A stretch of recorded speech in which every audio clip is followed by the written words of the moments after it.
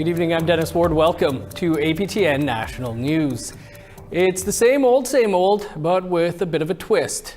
And that's correctional investigator Ivan Zinger's annual report.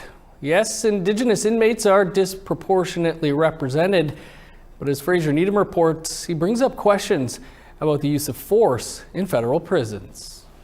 Correctional investigator Ivan Zinger released his annual report Thursday, and once again, Indigenous people are overrepresented in terms of their numbers in the general population.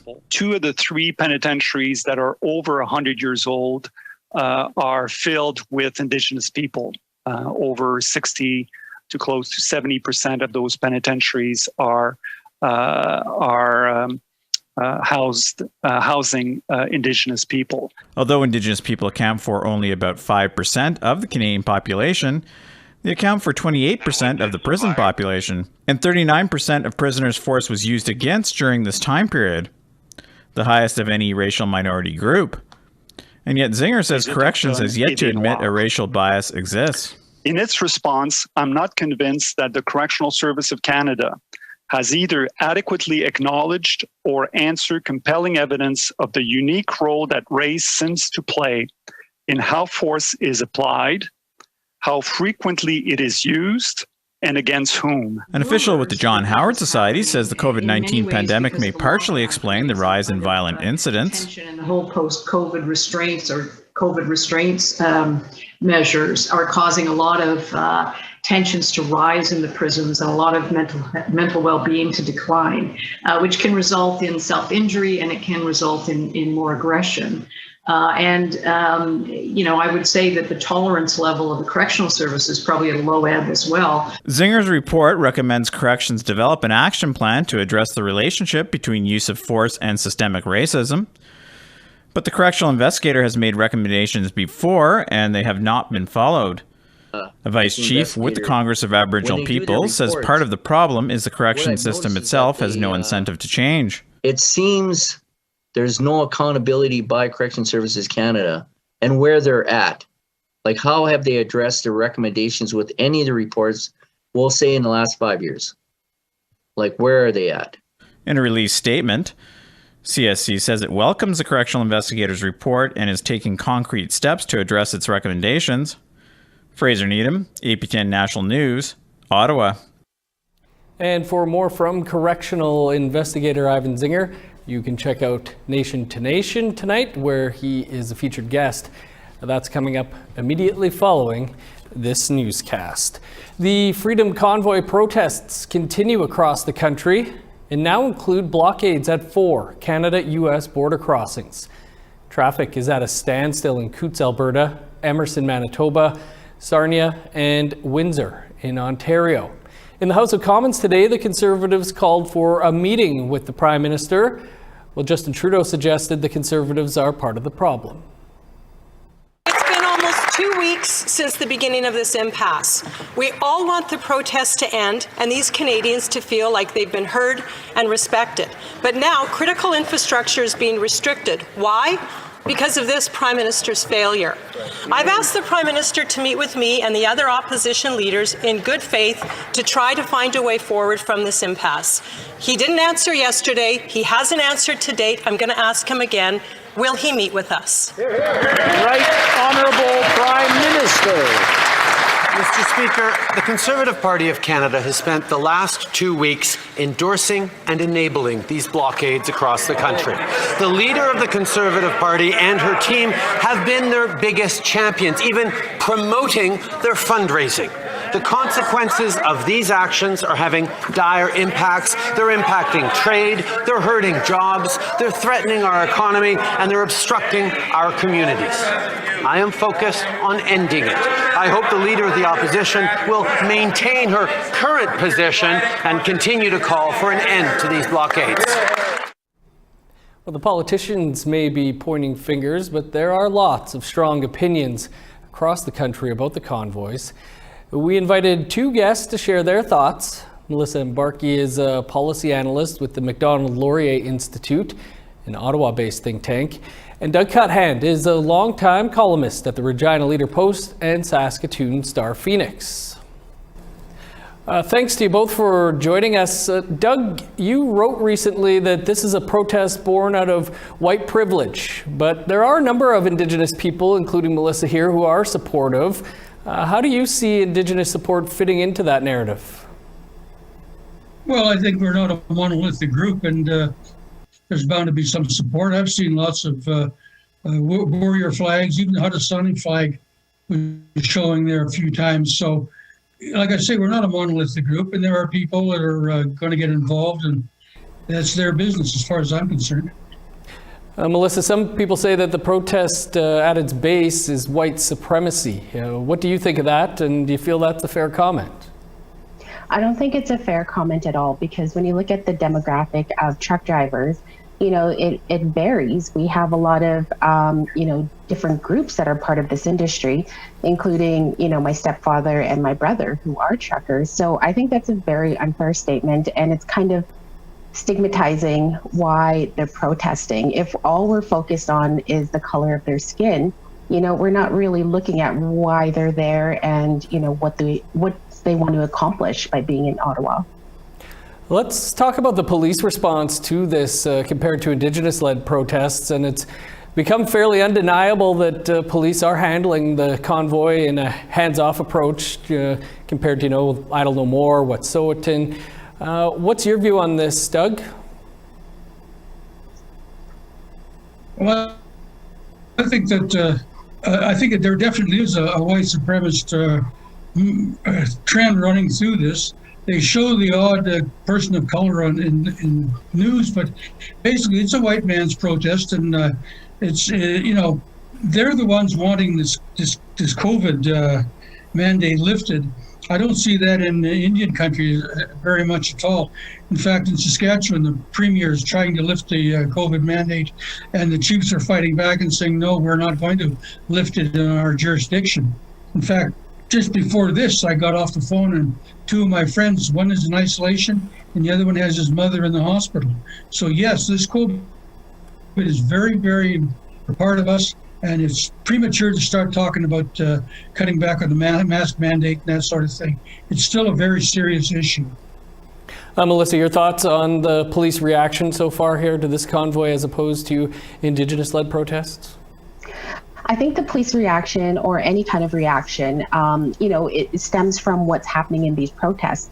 So if there's violence happening, they respond to that. If there is, something that's going on that's affecting other people and harming other people, then yes, police will take the proper response for that. So comparing the two protests and saying, well, they're not really acting on this one, but they did on another one, I think that's very unfair, because they act on threats that are happening. And in this last time around, we've seen 500 camp workers in BC locked in, not able to, move in and out of their camp, and the police came. So there is always, they always outweigh the threat and, what the possible outcome will be.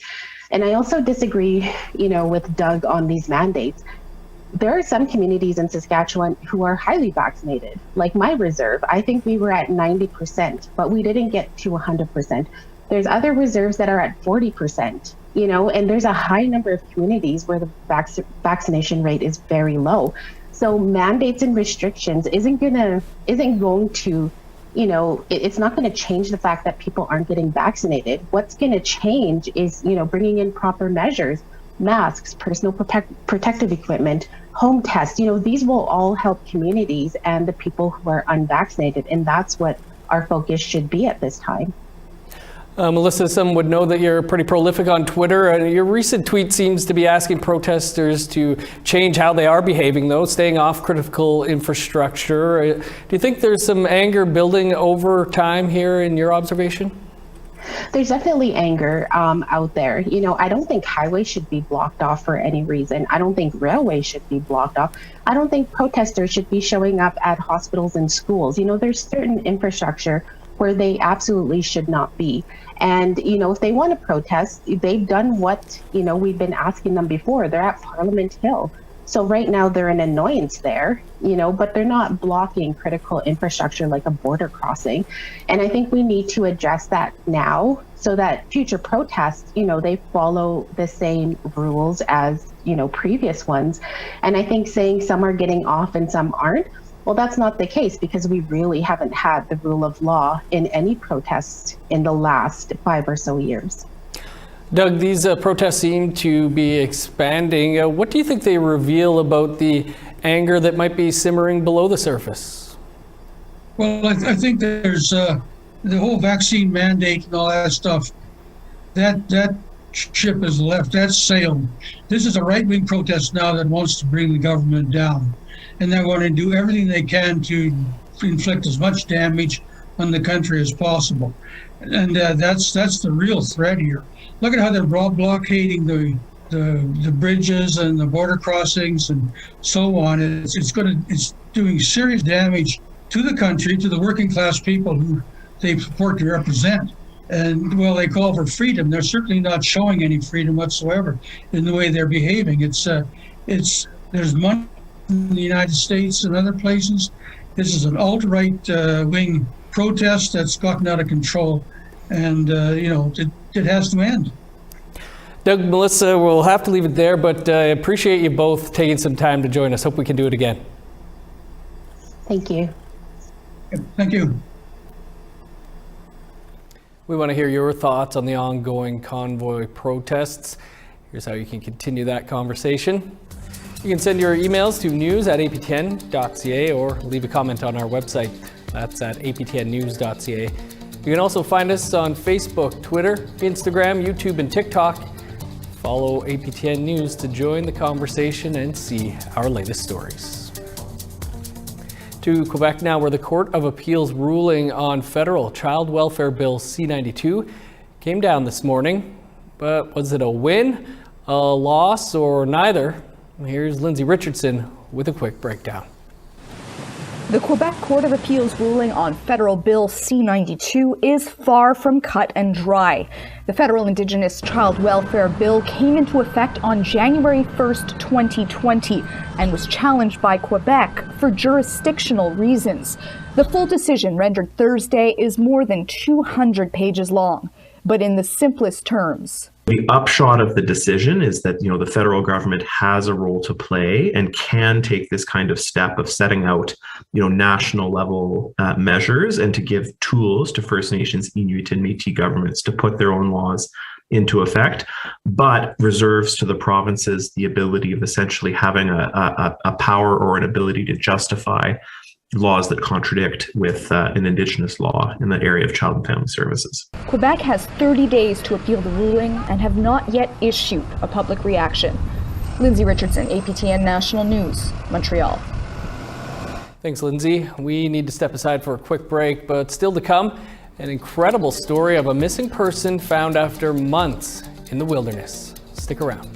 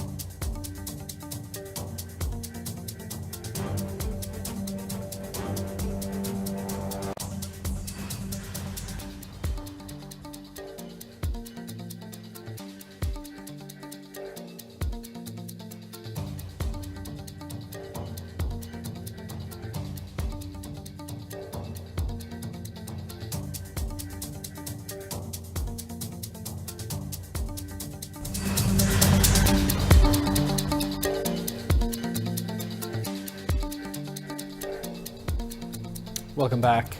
The opioid crisis is getting worse in Canada.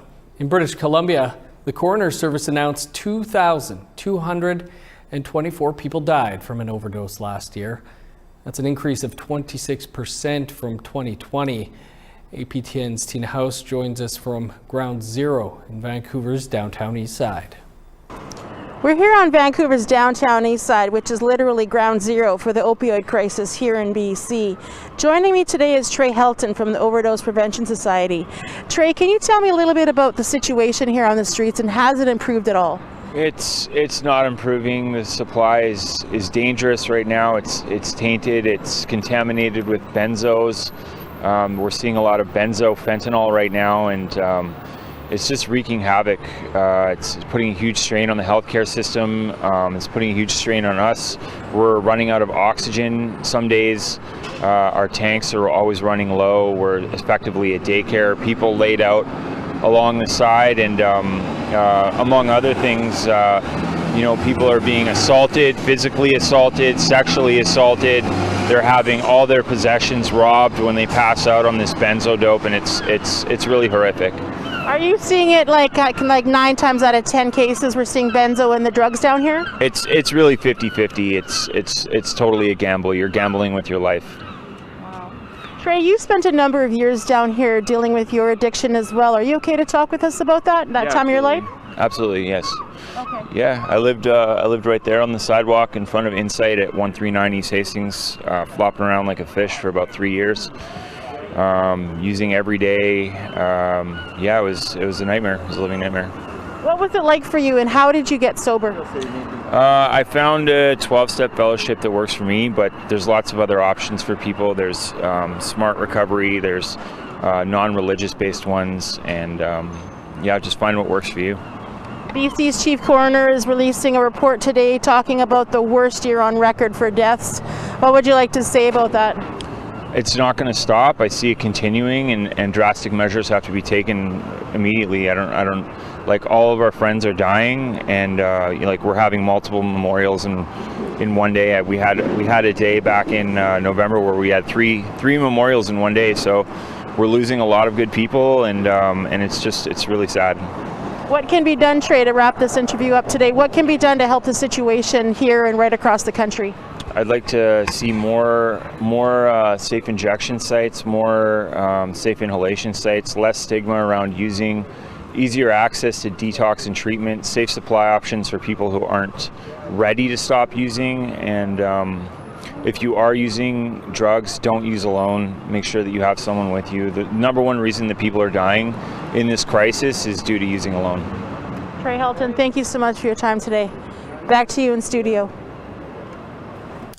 Thanks, Tina. To some good news now, and a remarkable story from Vancouver Island, where missing person Kevin Bear Henry was found safe after spending nearly 2.5 months surviving in the wilderness. Henry identifies as Two-Spirit and was last heard from in late November. A social media video shows Henry alive and well.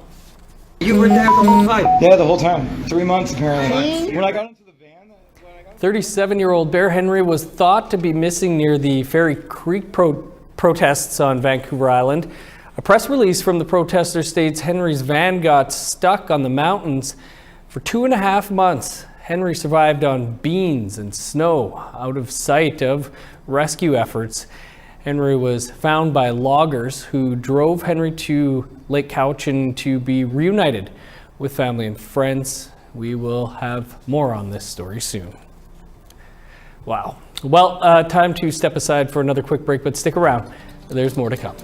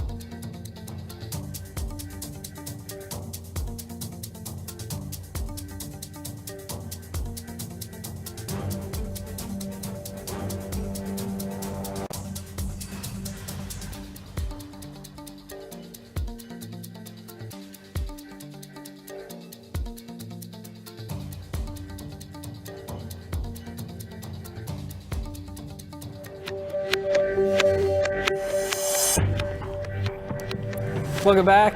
Time now for our photo of the day. And this was sent in to us by Pat Chapicia. Another great photo that Pat sent to us from the Bucking Horse, British Columbia area. Just a stunning region. Thanks for sharing that, Pat. If you want to hear your name and see your pictures shared across Turtle Island, send your photos to share@aptn.ca for the chance to be our next photo of the day.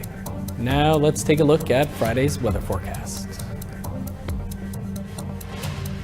Starting on the east coast, +5 with showers in St. John's, 6 for Halifax, -26 in Kuujjuaq, 8 below with snow in Nain, +3 with snow in Montreal, 7 below and snow in Chibougamau, -1 with snow for Sault Ste. Marie, +1 and flurries in North Bay, -16 with flurries in Thunder Bay, -8 in Sioux Lookout.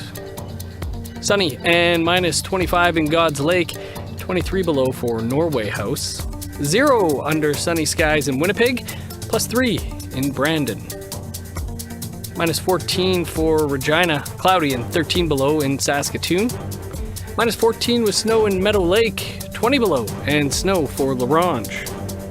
Over in northern Alberta, -12 with snow in Fort McMurray, +1 and sunny in Grand Prairie, -3 in Edmonton, 0 for Calgary. +10 in Vancouver, similar temperature in Victoria with showers, +4 in Prince George, 1 above in Dease Lake, -32 in Old Crow, -1 with snow in Whitehorse, -23 for Yellowknife, 25 below in Norman Wells, -31 in Sax Harbor, 29 below in Paulatuck, -30 and snow for Chesterfield and Whale Cove, -33 in Resolute, Arctic Bay, and Joe Haven.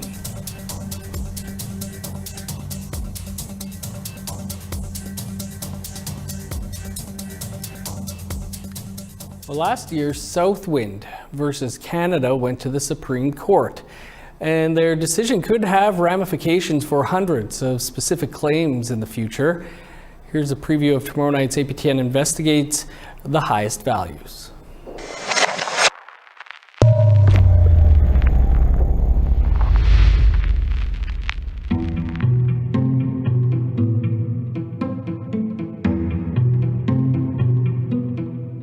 The decision dealt a firm blow to the economic theories that had favored the Crown.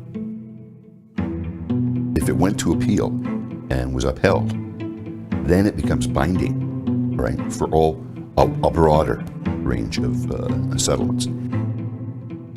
We're talking into the billions of trillions of dollars, aren't we? Certainly billions. Canada has put forward many different models. It's a moving target. They'll try, anything that works. The difference between compounding interest rates and inflation over a 100-year period is truly significant. Asked a bunch of lawyers what they thought the strategy was. I think anybody's guess now.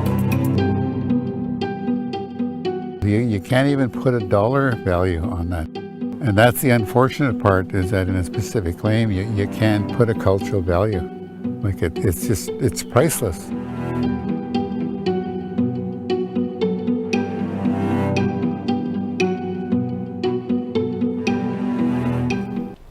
And you can watch the full episode tomorrow night, right here after the news. Well, it's Thursday, and that means Nation to Nation will be coming up in a matter of minutes. Here's host Brett Forrester with a look ahead. Thanks, Dennis. The truck convoy is still grabbing headlines here in Ottawa, but tonight we're heading in a different direction. I'll be joined by University of Victoria professor Gina Starblanket. She's helping Colton Boushie's family launch a new initiative 4 years after his killer was acquitted. Then I'll dig deeper with correctional investigator Ivan Zinger about conditions behind bars. And later, I'll be joined by a lead plaintiff in a systemic racism class action Indigenous bureaucrats have launched against the feds. So stick around, we've got another jam-packed episode coming your way shortly. Looks good, and you can catch Nation to Nation in less than 2 minutes' time. That's all the time we have for this Thursday. For news anytime, you can visit our website, aptnnews.ca. Thanks for tuning in. Stick around. Brett is next with Nation to Nation. See you back here tomorrow.